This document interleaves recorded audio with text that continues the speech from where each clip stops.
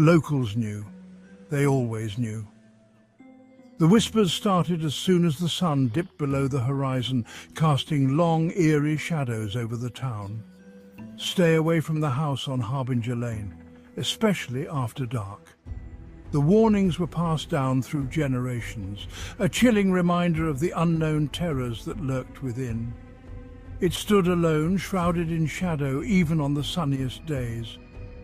The house seemed to absorb the light, casting an unnatural gloom over its surroundings. A Victorian mansion, once grand, now decaying, whispering of forgotten tragedies. Its walls, once vibrant with life, now crumbled under the weight of time and sorrow. Some whispered of a family murdered within its walls, their souls unable to find peace. The portraits on the walls seemed to watch, their eyes following every movement as if pleading for release. Others spoke of a darkness, a malevolent entity clinging to the house, feeding off the living. It was said that the very air inside the house was thick with malice, suffocating any who dared to enter. Whatever the truth, the house on Harbinger Lane stood as a silent sentinel, a testament to unimaginable horrors. It loomed over the town, a constant reminder of the darkness that could not be escaped. A place where fear was not just a feeling, but a presence. The very walls seemed to breathe, exhaling dread and inhaling the courage of those who dared to approach.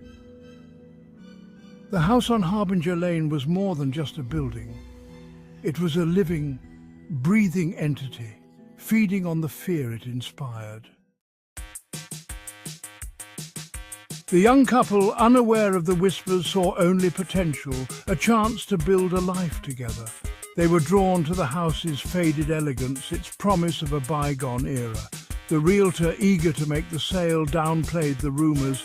Just old stories, he'd said, nothing to worry about. Blinded by their excitement, they signed the papers, their laughter echoing through the empty halls, oblivious to the shadows gathering in the corners, watching, waiting. The first sign was a whisper, faint and indistinct, carried on the night wind. Then came the cold spots, pockets of icy air in the dead of summer. Doors creaked open, seemingly on their own. Footsteps echoed on the stairs, heavy and slow, but no one was there. The couple dismissed it all as their imaginations, the house settling. But deep down, a seed of unease had been planted, growing with each passing day. The mirror in the master bedroom was old, its silver backing tarnished with age. One night, the young woman, brushing her hair, caught a glimpse of something in the reflection. A fleeting image, a figure standing behind her, tall and skeletal, its eyes glowing with an unnatural light. She spun around, heart pounding, but there was nothing there. Her husband, skeptical at first, couldn't deny the terror in her eyes. The house, they realized, was not as it seemed. In the attic, dusty and forgotten, they found an old diary. Its leather cover cracked and dry. The air was thick with the scent of aged paper and neglect. And as they brushed away the cobwebs, the diary seemed to whisper secrets long buried. The diary belonged to a young woman who had lived in the house a century ago. Her face, captured in a faded photograph, radiated a haunting beauty, her eyes holding stories untold. She had once walked these halls, her laughter echoing through the now silent rooms. Her words, penned in elegant script, told a tale of love and betrayal, of madness and murder. Each page revealed more of her tragic story, her hopes and dreams slowly unraveling into a nightmare.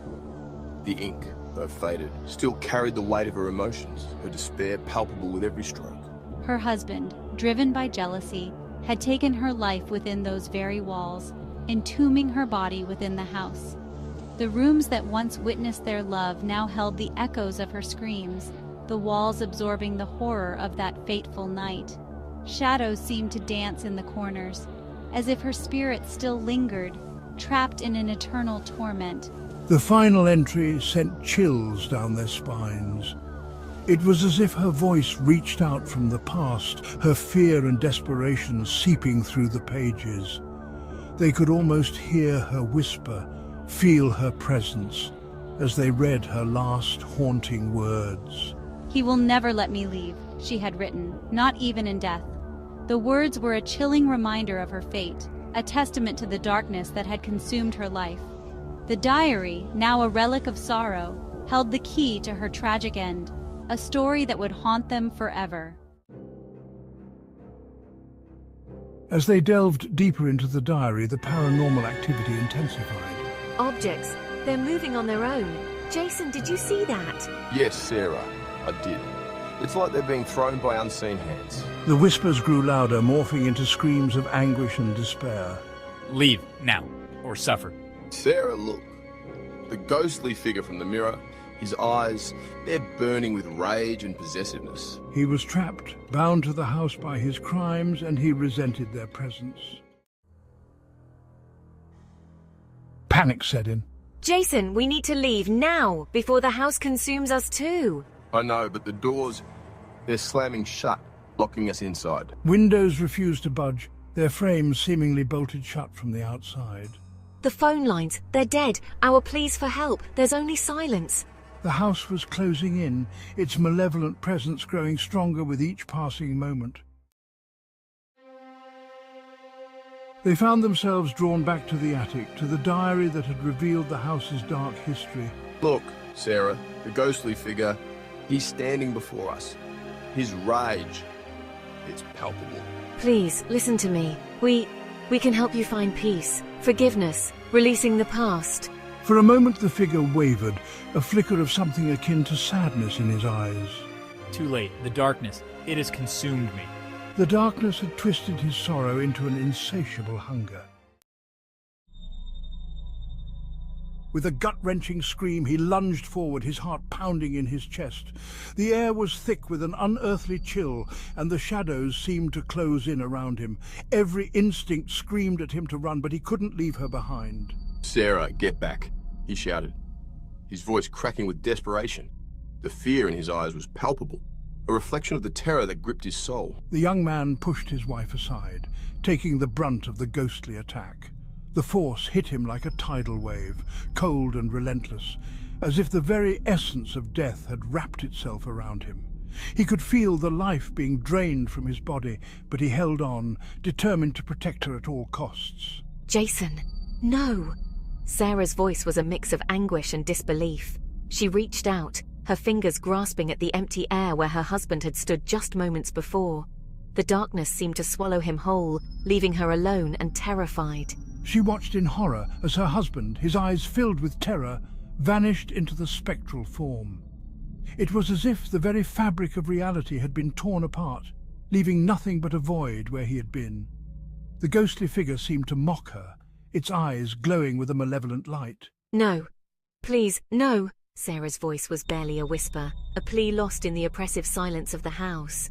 She could feel the weight of the darkness pressing down on her, suffocating her with its presence. The house fell silent, the air thick with a chilling stillness.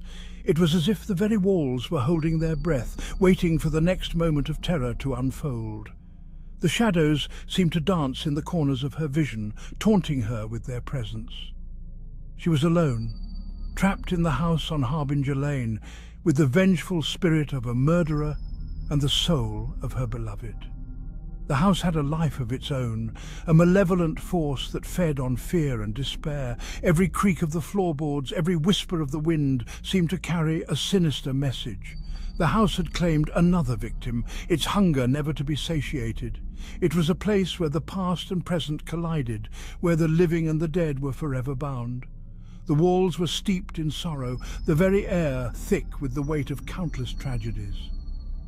The house on Harbinger Lane stood silent, its secrets kept safe within its decaying walls.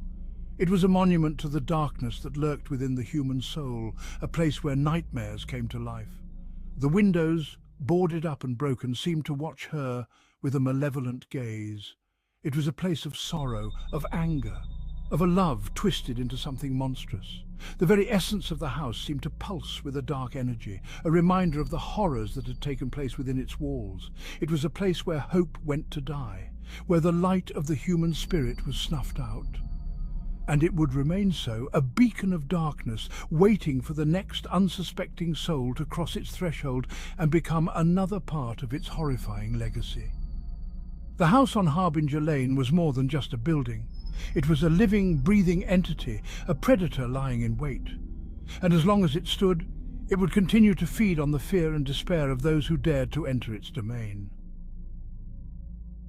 Subscribe for more such stories.